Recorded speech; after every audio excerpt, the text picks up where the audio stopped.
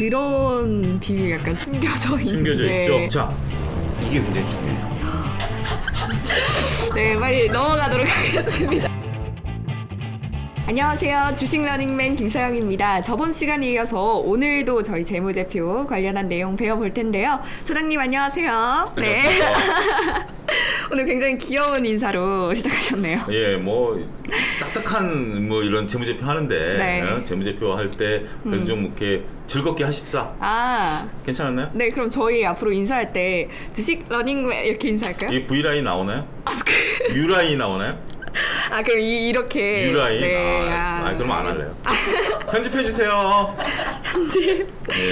네, 소장님 오늘 저희가 배울 건 뭔가요? 오늘은 현금 흐름표를 좀 말씀드리고 싶어요. 현금 흐름표. 그러니까 우리가 이제 재무상태표라든지 손익계산서와는 결이 좀 다르다. 네. 그러니까 뒤에 가서 설명을 좀 다소 드리겠는데, 일단 현금 흐름표란 무엇인가 준비된 차트를 좀 보시게 되면 지난 시간에 배웠다시피 손익계산서는 일정 기간에 있어서의 플로우를 좀 나타낸다라는 개념이고, 재무상태표는 스탁의 개념, 딱 어느 시점. 네. 저희가 이제 화장 얘기하면서 말씀드렸죠. 어느 시점에 대한 것들 이렇게 말씀드렸고, 현금 흐름표는 이 두 개념을 합쳐놓은 거예요. 이 일정 기간의 현금 흐름들을 딱 모아서 지금 상태를 딱 보여준 거예요. 조금 난해하죠? 네. 넘어가요. 이 정도만 아시면 되고요. 너무 깊게 알면 다칩니다. 네, 어쨌든 뒤에서 자세히 설명해 주실 거기 때문에. 그러니까 현금 흐름표는 이렇게 생각하시면 가계부라고 생각하시면 돼요. 가계부? 그러니까 가계부라고 생각하시면 되고요. 그러면 이해가 좀 빠릅니다. 네. 보통 보면 여러분들 이제 요 화면들을 자세히 한번 읽어보시면 결국 어떻게 현금이 창출이 되고 어떻게 현금이 지출이 되고 어떻게 자금을 조달하고 이런 것들이 되는데 기준은 현금이에요. 현금. 우리가 김성환 아나운서가 예를 들어서 오늘 저한테 커피를 사면서 카드를 썼다. 그러면 커피라는 물건이 우리한테 들어오잖아요. 물건이 들어오지만 돈은 언제 나가죠? 다음 달 정도에 나가잖아요. 통상적으로 봤을 때. 근데 우리가 이제 커피라는 게 들어오면 지금 당장 효용을 느끼잖아요. 그렇죠. 그런 효용을 느낀 거는 재무상태표나 손익계산서에 기록을 해요. 그러니까 커피 가게 입장에서 보면 카드를 받고 커피를 내주면 오늘 매출이 일어난 거죠. 그렇죠. 그럼 거기에서 비용을 빼주면 이익이 나오는 거죠. 오늘자 손익이 나오는 거죠. 근데 돈은 언제 들어오죠? 한 달 뒤에 들어오죠. 그렇기 때문에 손익계산서와 현금 흐름표의 차이는 거기 있는 거예요. 손익계산상에서는 이익이 났지만 돈은 아직 들어와 있지 않은 거죠. 그렇죠. 돈이 들어왔을 때 현금 흐름표에 기재를 하기 때문에 그게 차이가 있다. 그럼 딱 지금 그 기업이 가지고 있는 그 현금의 상태 순수하게 캐시. 순수하게 캐시의 움직임만 보는 거예요. 그래서 현금 흐름표상에 예를 들어서 15억의 캐시가 있다.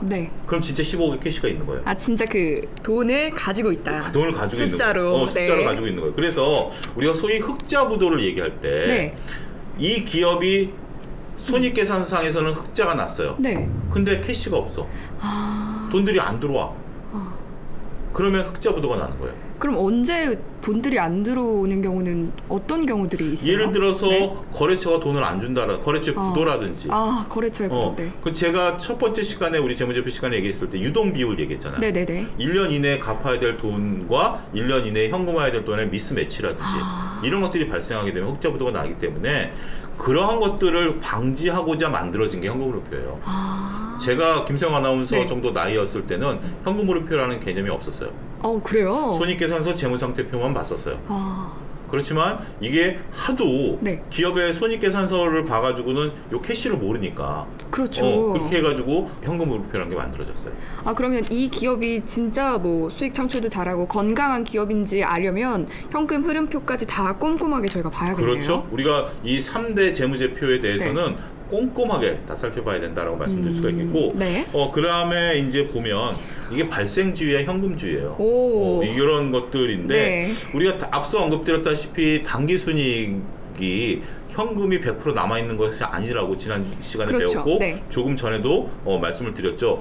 외상 매출이 있었을 때 순이익은 나지만 캐시는 안 들어온다. 그래서 발생주의는 손익계산서고요. 현금주의는 현금 흐름표다.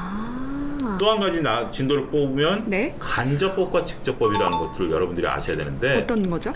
직접 우리가 이제 은행에서 돈을 빌려왔다.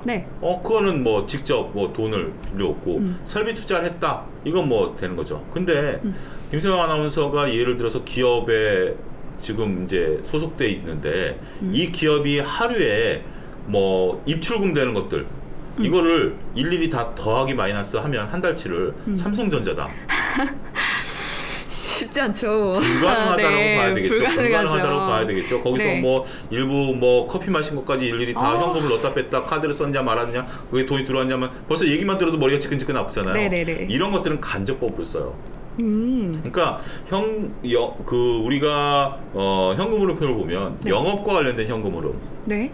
투자와 관련된 현금 흐름, 네. 재무와 관련된 현금 흐름 이 세 가지로 나눌 수 있거든요. 네. 이건 뭐 직관적으로 이해할 수가 있겠죠. 네네. 영업과 관련된 것들, 투자와 관련된 것들, 재무와 관련된 것들. 이건 돈을 네. 빌렸냐 갚았냐라는 건데 네. 재무와 투자는 직접법을 쓰고요. 재무와 투자는 직접법. 영업과 관련된 것은 간접법을 씁니다. 간접법이란 게 뭐냐면 네. 손익계산서상에 당기순이익을 딱 갖다 놔요. 네. 당기순이익을 갖다 놓고 여기서 이제 외상거래라든지 실질적으로 돈이 안 움직이는 것들을 가감을 해줘요. 네. 그게 이제 회계상의 어떤 법칙에 따라서 네네네. 그렇게 해서 딱 뽑아낸다라는 거죠. 그런 것 정도만 알고 있으시면 그 되고요. 정도면 예, 네. 뭐 그렇게 간접법과 직접 이거 시험 문제는 딱 좋죠. 네, 좀 헷갈릴 수 있겠네요. 헷갈릴 네. 수 있죠. 예, 요 표만 여러분들 현금흐름표는 여기서 현금흐름표는 끝납니다. 플러스 마이너스 무슨 의미예요? 이게 플러스는 돈이 들어온 거고요. 네. 마이너스는 돈이 나간 거예요. 가장 좋은 것은 초우량 기업 같은 경우 영업활동 현금흐름이 플러스. 네. 돈이 들어와야죠. 영업에서는 무조건 돈이 들어와줘야 돼요. 그렇죠. 그 다음에 이걸 갖고 투자를 해야 되죠. 투자하는 건 돈이 나가는 게 좋은 거예요. 투자만 그렇죠. 계속 해야 되고 재무활동으로 현금 흐름이 마이너스인 건 뭐죠? 재무, 빚을 갚는다라는 네네, 거예요. 빚을 갚는 빚을 갚는. 그러니까 가장 좋은 것은 처음에 딱 직관적으로 봤을 때 플러스 마이너스가 딱 나오면 땡큐. 돈은 잘 벌고 있고 투자도 잘하고 있고 예. 빚도 잘 갚고 있고. 그렇죠. 네. 요 개념을 여러분들이 이해를 하시면 요 편들은 하나씩 읽어보시면 네. 쉽게 이해가 되실 거예요. 요건 외우셔야 돼요. 이 표요? 우리가 수학 네. 공식은 우리가 직관적으로 안다 하더라도 네. 그 인수분해 같은 경우 공식은 외우잖아요. 그렇죠. 이제 인수분해 기억나시나요? 근해 공식. 네. 근해 공식 2a분의 마이너스 플러스 마이너스. 그러니까 근해 공식 같은 거 외우잖아요. 네. 그런 것처럼 네. 현금 흐름표를 볼 때 이거를 머릿속에 여러분들이 이해를 해놓으신다라면 네. 현금 흐름표는 끝납니다. 아. 요 한 장으로 이게 쪽집게 네. 강의예요. 여러분들 쪽집게 강사입니다. 여러분 이거는 저희가 좀 외워둘 필요가 있다고 하셨는데 그렇죠. 그러면 이 기업이 예. 뭐 초우량 기업은 플러스 마이너스 그리고 뭐 신규 성장 기업은 플러스 마이너스 플러스 이렇게 되어 있잖아요. 네. 그럼 이거 공식이 왜 만들어졌는지도 좀 설명해 주시나요? 간단하게 설명을 드리면 네. 신규 성장 기업 같은 경우는 영업 활동이 성장을 해야 되니까 플러스고요. 플러스고요. 투자는 계속해야 되고요. 그렇죠. 신규이기 때문에 아직 자금 여력이 여유치 않아요. 돈을 끌어와야 돼요. 네. 돈을 끌어오면서 재무적으로는 플러스고 나중에 플러스. 우량 기업이 되면 이걸 이제 마이너스로 갚는다라는 개념이고요. 네. 구조 조정을 하려면 네. 이게 구조 조정도 우리가 봐서 망하는 기업이 있고 네. 망하지 않는 기업이 있잖아요. 네. 이 구조 조정을 하려면 망하지 않는 기업이 되려면 전제적인 조건이 영업 활동에 플러스가 나와야 돼요. 플러스가 나와야 영업 활동에 플러스가 나와야 되고 구조 조정을 해야 되니까 투자를 좀 회수를 해야 돼요. 더 이상 투자할 수는 없어요. 일단 네. 구조 조정을 해야 되니까 네. 사람 잘라야 되고 그리고 빚은 여전히 갚아야 된다. 네. 이런 개념이고요. 나머지는 그 반대되는 개념이니까 네. 여러분들이 이해하시면 되고요. 어찌됐든 영업 활동에서 마이너스가 나왔다? 그럼 빨간불이 삐뽀 이렇게 켜진다. 이렇게. 네. 이게 너무 이쁘려고 하는 것 같아. 이거 편집해 주세요. 예. 네. 그렇게 하는 것들을 여러분들이 이해하시면 된다라고 말씀드릴 수가 있겠습니다. 네, 자, 좋습니다. 현금 흐름표 끝났어요. 와, 현금 흐름표 이 공식만 거의 외우면 네. 저희 쉽게 다가갈 수 있을 것 같아요. 근데 김세영 아나운서 왜 여기 책상에 떡이 없어요? 떡이요? 무슨 예. 떡이요? 왜냐하면 우리 지금 현재 재무상태표 했죠? 네. 손익계산서 했죠? 네. 현금 흐름표 했죠? 네. 보통 이런 거 끝나면 책거리라고 해서 떡 갖다 놔야 되는데? 아, 떡은 말고 제가 제 사랑. 네, 빨리 넘어가도록 하겠습니다. 죄송합니다. 네, 여러분, 죄송합니다. 네. 제 심정은 제가 네. 굳이 얘기 안 해도 네, 화가 많이 나신 것 같네요. 예, 네. 좀 농담. 그러면 그 사랑을 이제 여러분께 넘어갑시다. 여러분만 네. 하시죠. 자, 근데 여기서 네. 이제 중요한 것은 우리가 이제 이렇게 다 끝났고요. 네. 끝난 것을 그러면 어떻게 활용해야 되느냐, 어떻게 활용해야 되느냐라는 네. 부분들까지 말씀을 드리면서 네. 간단하게 초등학교 수준을 마치도록 하겠습니다. 네. 우리가 이제 여러분들 서학개미 운동 하시는 분들도 많잖아요. 네. 그리고 중국 시장이라든지 베트남 시장에 투자하시는 분들 많은데 우리가 이런 재무제표들을 보면 다 숫자로 이루어져 있고 거의 형식은 비슷해요. 네. 겉보기에는. 네. 그래서 다 같다라고 생각하시는데 다 달라요. 오, 어떻게 다 다르죠? 그럼 예를 들면 여러분들 여성분하고 남성분 와이셔츠의 단추가 방향이 다르다는 거 아세요? 네, 다르죠. 그런 거예요. 겉에 보기엔 똑같은 와이셔츠를 입고 있는데 네. 남자가 오른쪽이고 여자가 왼쪽인가? 예를 들자면 그런 식이에요. 이게 다른 것처럼 미국 같은 경우는 갑이라는 네. 회계 기준을 쓰고요. 우리는 KIFRS라는 국제 회계 기준을 써요. 이게 좀 달라졌다라는 거예요. 이게 달라졌는데 이게 지금 뭐냐면 네. 지금 KIFRS 같은 경우는 자율성이 많아졌어요. 자율성? 그러니까 일단은 자율성이 좀 달라졌다라는 건데 네. 이 자율성이 늘어나니까 동종 기업을 비교하기가 쉽지가 않아요. 딱 그렇잖아요. 우리가 너 이것만 공부하면 돼. 그럼 그것만 공부하면 되잖아요. 네네. 그러면 다른 친구들도 요것만 공부하니까 서로 공부한 것을 나누기가 쉽죠. 그렇죠. 너는 국어 해와 나는 수학해 할 테니까 서로 나누자라는 건데 네. 이거는 시험 문제가 네 마음대로 해. 네 마음대로 공부해 그런 거예요. 그러면 공시하는 기준이 좀 자율적인 거예요. 그러다 네. 보니까 네. 공시를 하게 되면 공시라는 것 뒤에 설명을 드리겠습니다만 재무제표를 이제 발표하는 게 공시인데 네. 공시 밑에 보면 이거 해석을 해놓는 게 있어요. 이 숫자는 어떻게 구성이 돼 있다. 예를 들어서 네네. 예금 같은 경우 이 예금은 어느 은행에 몇 프로짜리 예금이 들어가 있다. 이게 설명해 이걸 주석이라고 그러거든요. 네. 주석을 꼼꼼히 읽어보셔야 될 필요성이 생긴 거예요. 공부해야 될 양이 더 많아진 거예요. 그리고 미국과 우리나라가 다르다라는 거, 네. 중국과 우리나라가 다르기 때문에 미국 기업의 단기순이익과 우리나라의 단기순이익 개념은 다르다라는 거. 이런 점까지 여러분들이 포괄적으로 이해를 하셔야 된다라고 말씀드릴 수가 있겠고, 네. 우리나라도 삼성전자와 하이닉스가 비슷할 것처럼 보이죠. 네. 근데 재무제표를 보면 구성은 비슷해 보이지만 주석 내용을 보면서 서로 내용들이 다르다라는 걸 확인해야 돼요. 자율성이 크기 때문에 그렇습니다. 약간씩 다른 점이 있겠네요. 예, 그런 부분들을 이제 살펴봐야 된다고 말씀드릴 수가 네. 있겠고, 전체적으로 봤을 때 갑에서는 대차대조표라는 용어를 쓰지만 우리는 재무상태표라는 걸 쓰는데 네. 지금 현재 자산을 우리가 네. 대차대조표 같은 경우는 네. 예를 들어서 이 휴대폰을 내가 100만 원 주고 샀어요. 네. 그러면 감가상각이라는 개념 배웠죠? 네. 매년 일정씩 비용을 떨어내고 나면 장부가가 예를 들어서 40만 원일 수 있어요. 근데 지금 이거 40만 원 누가 사가나요? 아니죠. 안 사가죠. 네. 만 원에도 안 사가죠. KIFRS에서는 지금 만 원으로 기재하는 거예요. 미국의 갑에서는 40만 원을 기재하고요. 여기서 감가상각을 빼주면 장부가가 나오는데 네. 우린 지금 자산채표 효과를 매번 하는 거예요. 그런 차이점이 있다는 거. 네. 벌써 미세한 차이점이 벌써 네, 발표 나오죠. 벌써 나오네요. 그다음에 손익계산서 같은 경우 네. 미국은 개별 기업이 이제 되는 거예요. 예를 들어 김성환 아나운서가 재산 상태를 혼자 하는데 네. 예를 들어서 결혼을 했어요. 네. 결혼했으면 부부 합산이잖아요. 네. 그런 것을 하는 게 포괄 손익이에요. 거기다 이제 아이들까지 생기면 아이들 것까지 포괄하는 게 이게 우리나라의 개념이다라는 거죠. 그런 개념으로 좀 늘어났다. 이렇게 좀 말씀드릴 수 있고 네. 주석의 기능이 커졌다. 주석이 지금 확 커졌죠. 그림에서 네. 보면 이렇게 해야 되니까 공부할 양이 더 많아졌다. 머리가 아픈가요? 아니요, 그래도 저희 소장님과 함께하면 좀 쉽게 배울 수 있을 것 같다는 생각이. 아무튼 예. 네네. 너무 가까이 오지 마세요.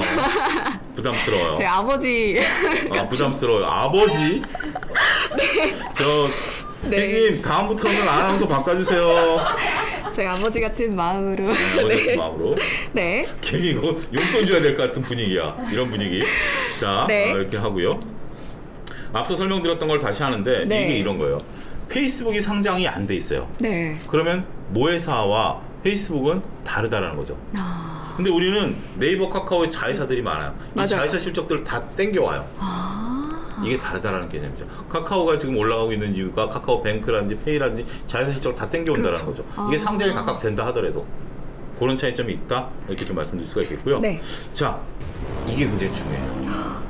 네. 왜 중요하죠? 중요한 게 네. 이거 여러분들이 모르시는 분들이 많아요. 재무제표를 법으로 규정해 놓은 언제까지 성적표 들고 와라는 규정이 있어요. 네.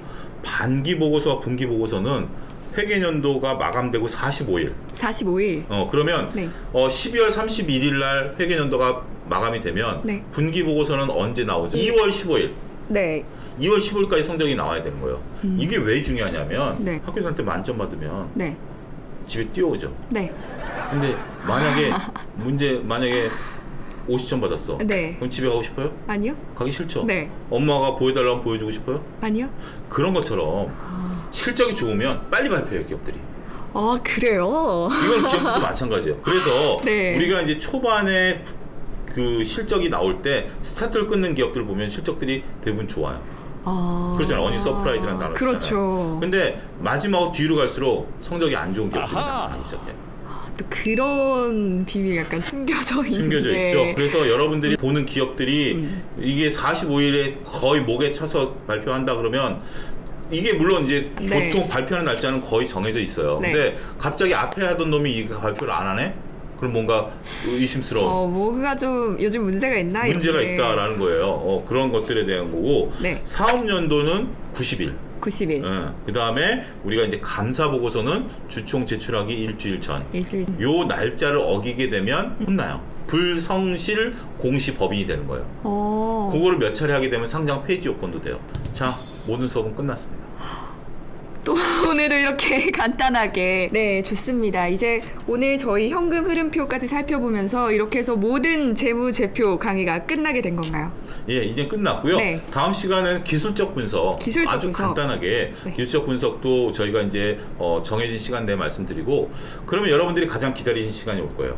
기술적 분석이 끝나고 나면 김성영 아나운서가 본격적으로 기업을 해부하는 모습들을 보여드리도록 하겠습니다. 네, 그럼 저희는 다음 시간에 더 알차고 다양한 내용으로 찾아오도록 하겠습니다. 감사합니다. 감사합니다.